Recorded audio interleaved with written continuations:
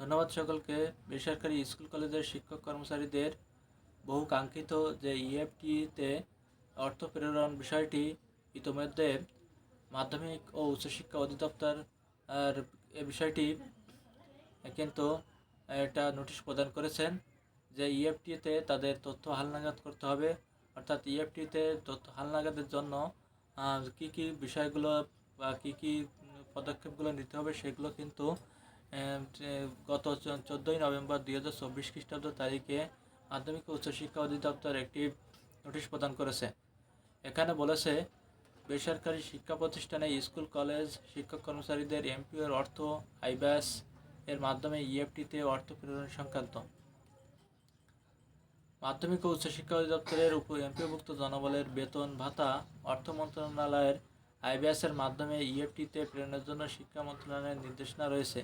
আইবিএসের মাধ্যমে ইএফটিতে এমপিওর অর্থ প্রেরণের পূর্বে শিক্ষা প্রতিষ্ঠানসমূহের এমপিওভুক্ত জনবলের NID, pay code, bank account, mobile number ইত্যাদি তথ্য এমপিও সিস্টেমে হালনাগাদ থাকতে হবে।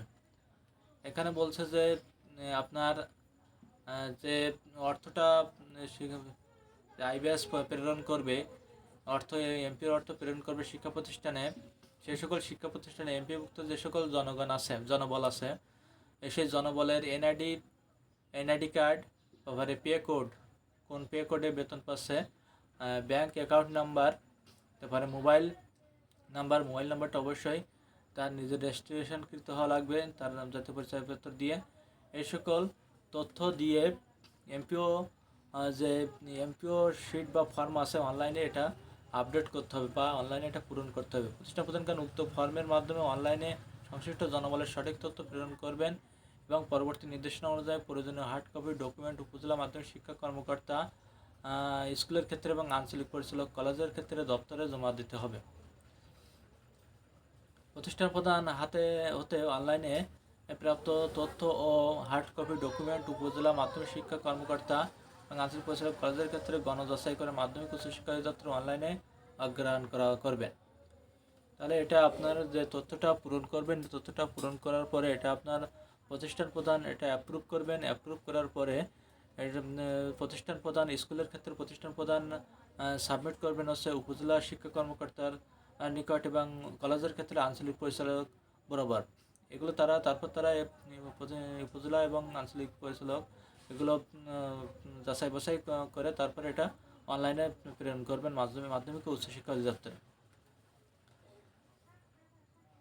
বলতেছে যে এমত অবস্থায় এমপিওভুক্ত শিক্ষা প্রতিষ্ঠানের প্রধান ও এমপিওভুক্ত জনবলদেরকে নিম্নলিখিত তথ্য নিয়ে প্রস্তুত থাকার জন্য অনুরোধ করা হলো।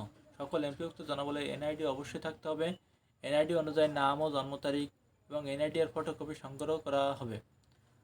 সকল এমপিভুক্ত জনবলের মোবাইল নম্বর সংগ্রহ করা হবে। উক্ত মোবাইল নম্বর অবশ্যই এমপিভুক্ত জনবলের নিজস্ব এনআইডি দ্বারা রেজিস্ট্রিকৃত হতে হবে। সকল এমপিওভুক্ত জনবল বর্তমানে যে ব্যাংকে যে অ্যাকাউন্ট হতে এমপিওর অর্থ উত্তোলন করেন সেই অনলাইন ব্যাংক হিসাব নম্বর 13 থেকে 17 ডিজিট সংগ্রহ করা হবে। উক্ত ব্যাংক হিসাব নম্বর অবশ্যই এমপিভুক্ত জনবলের নিজস্ব এনআইডি দ্বারা রেজিস্ট্রিকৃত হতে হবে। এটা ছিল যে ইএফটি এর যে তথ্য হালনাগাদের বিষয়টি বা তথ্য পূরণের ইএফটি এর মাধ্যমে অর্থ প্রেরণ সংক্রান্ত যে মহাপরিচালক মাধ্যমিক ও উচ্চশিক্ষা অধিদপ্তর যে পদক্ষেপ নিয়েছে এমপিভুক্ত জনবলের যে ইএফটি এর মাধ্যমে অর্থ প্রেরণ সংক্রান্ত অর্থ মন্ত্রণালয় আইবিএসের মাধ্যমে এটা ইএফটিতে প্রেরণ করবেন।